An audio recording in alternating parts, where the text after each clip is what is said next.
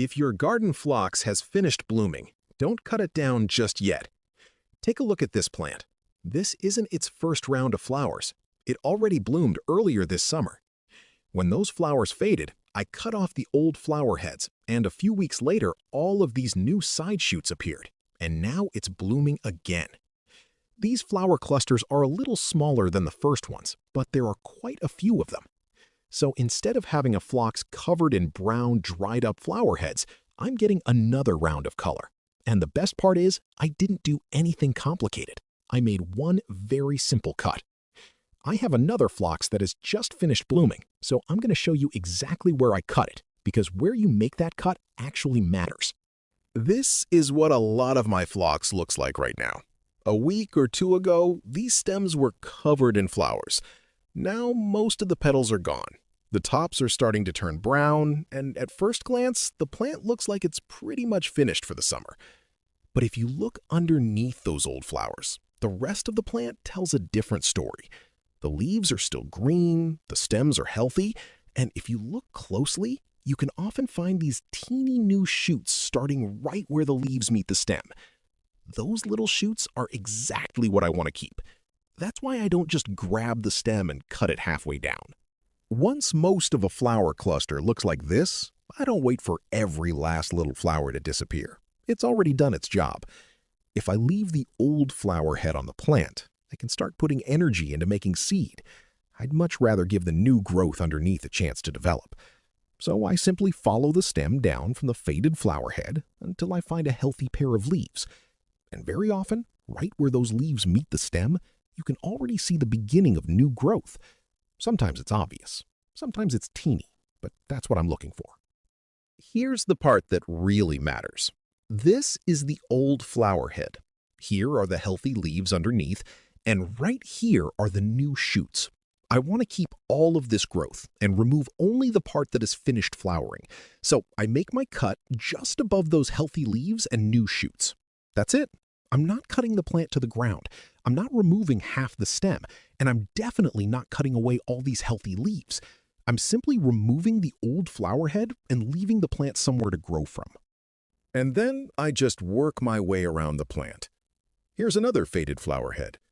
I follow the stem down, find healthy leaves underneath, check for new growth, and make the cut. Here's another one where the side shoots are already much easier to see. There are two little branches beginning to grow underneath the old flowers. Those are staying. The brown flower head is going. Once you know what you're looking for, this really only takes a few seconds per stem. You don't need to measure anything, and the cut doesn't have to be absolutely perfect.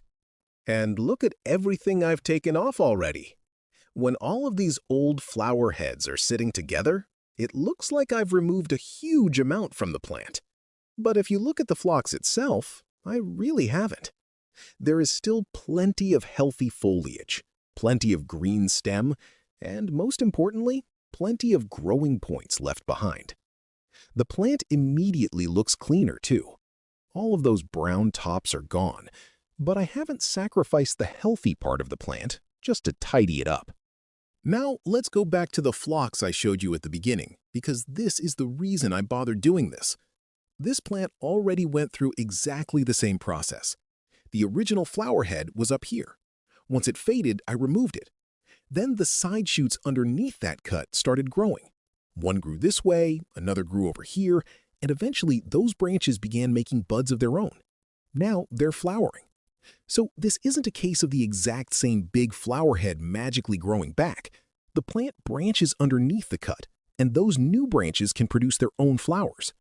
The second flush usually looks a little different from the first one.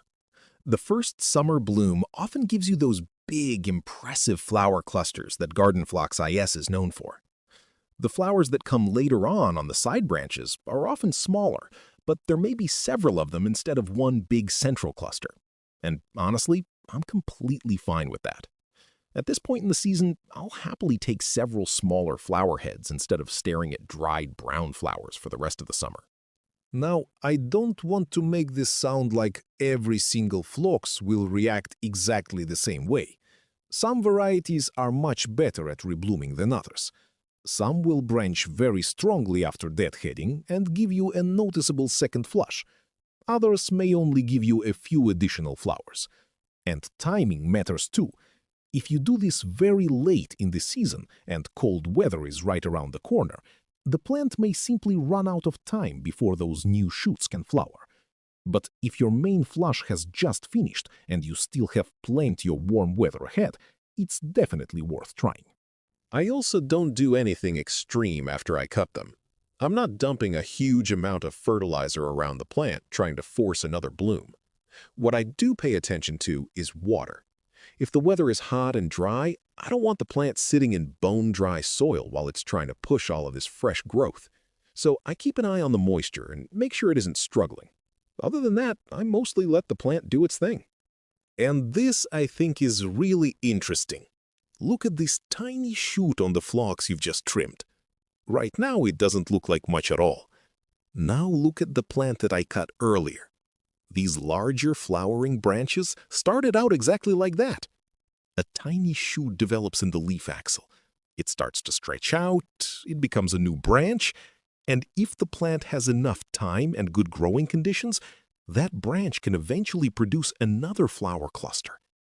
That's what we're trying to encourage when we remove the old bloom. So, if your phlox are starting to look tired and finished right now, don't automatically cut the whole plant down. Move those faded flowers aside and take a good look underneath them first. If the leaves are still healthy and you can see little side shoots starting to grow, your plant may not be done blooming at all. Find that healthy new growth, make your cut just above it, and leave the rest of the stem alone. This plant looked finished a few weeks ago too. I removed the spent flower heads, left the new growth underneath, and this is what it looks like now.